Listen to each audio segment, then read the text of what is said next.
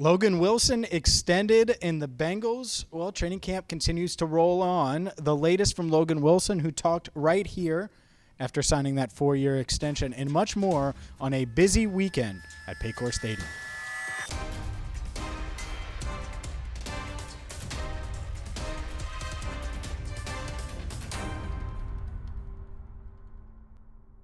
Hi again, everyone, and welcome in to Cincinnati Bengals Talk. I'm James Rapien of allbengals.com. Make sure you hit that subscribe button, ring the bell, and let's dive into what was really the news of the weekend, and it broke on Friday. We had you covered at allbengals.com, so if you're looking for more Bengals coverage, obviously go there.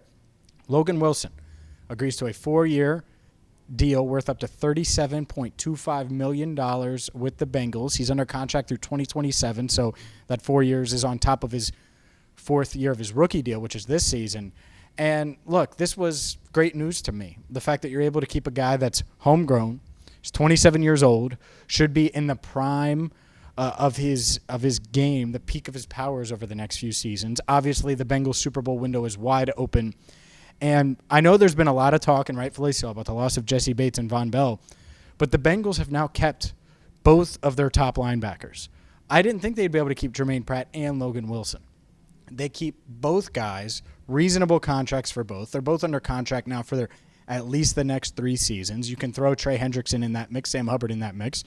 So now you have guys that are key cogs in the defense that Lou Anarumo can continue to build around year in and year out that you know are going to be here. Obviously, they're getting younger in other positions, but overall, I think that this was a solid deal for the Bengals. Now, how does it impact other things? I know a lot of you were asking that. How does it impact T. Higgins? How does it impact what they're negotiating with right now with Joe Burrow? I don't think it impacts it a ton.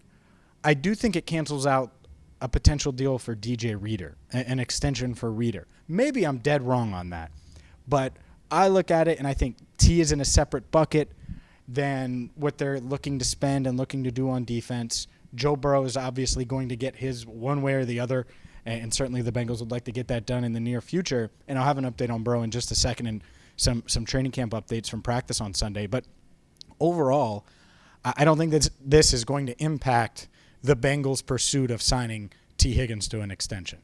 I don't think this is going to impact at all. Nobody is going to be able to impact signing Joe Burrow to an extension. If I had to guess, I would say Burrow gets done before T.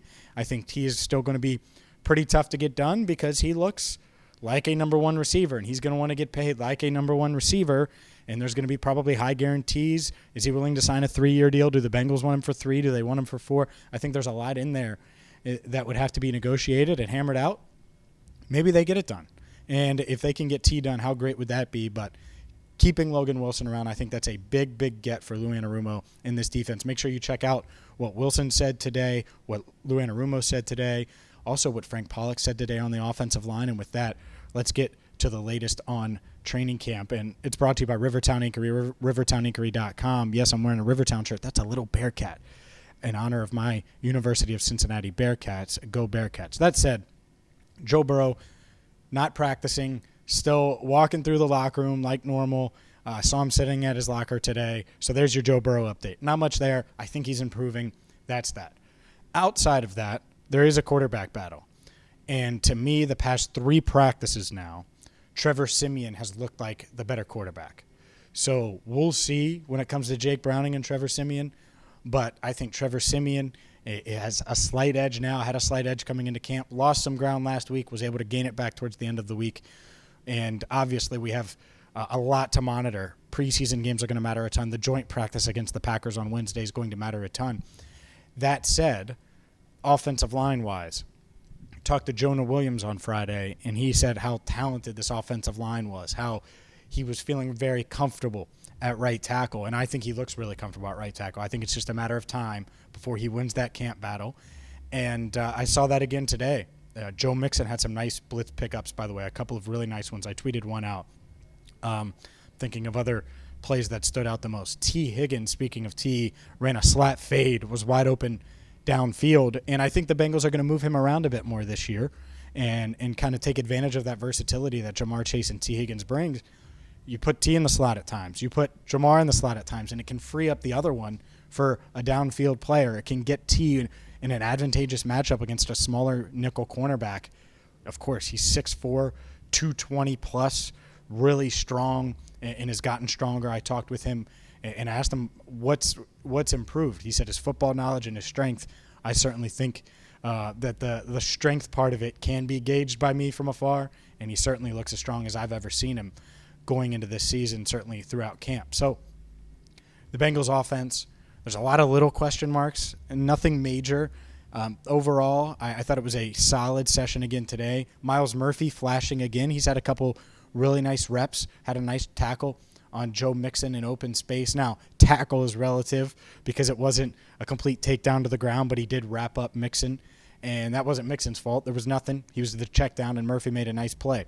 So overall, I think that there were some pass protection breakdowns at times today. Alex Kappa did get nicked up. I don't think it's a big deal, so I don't want to lead the podcast or lead the show with it here. But Kappa did get a little nicked up, suffered what was like a minor strain is what Frank Pollock said. He stayed on the sidelines, wasn't getting looked at trainers. I saw him in the locker room, seemed fine. So I think it's more of a precautionary thing, and that's how Frank Pollock described it as well. So overall, I think that this was a solid day of practice. On Monday, the Bengals will be back at it, and it's going to be a lot of special teams is what we've been told. So they'll focus on the special teams, which is big. I know it sounds boring. It's big because this team struggled on special teams last year. They cannot struggle on special teams this year. They need to be much better in that area. Hopefully they are. And one other note, Jamar Chase, when he went on NFL Network and he said, yeah, I want Joe to come back week 5, he even admitted I was just – essentially he's just saying he wants to make sure that Joe Burrow is fully healthy when he comes back. That's it. And so that makes sense. There was no, there's talk about week 5 or anything like that. So let's shut that down right now. And that's why we held it until late in this video to discuss it, because it's a non-issue. So for Andrew Fox-Miller, I'm James Rapien. We're going to have you covered all week long throughout the joint practice, obviously on Monday here at camp, and Friday preseason football is here. It's game day. And, of course, when it comes to Bengals game day, when it comes to all things Bengals, CBT has you covered. So for Andrew, I'm James Rapien. Thank you so much for watching Cincinnati Bengals Talk.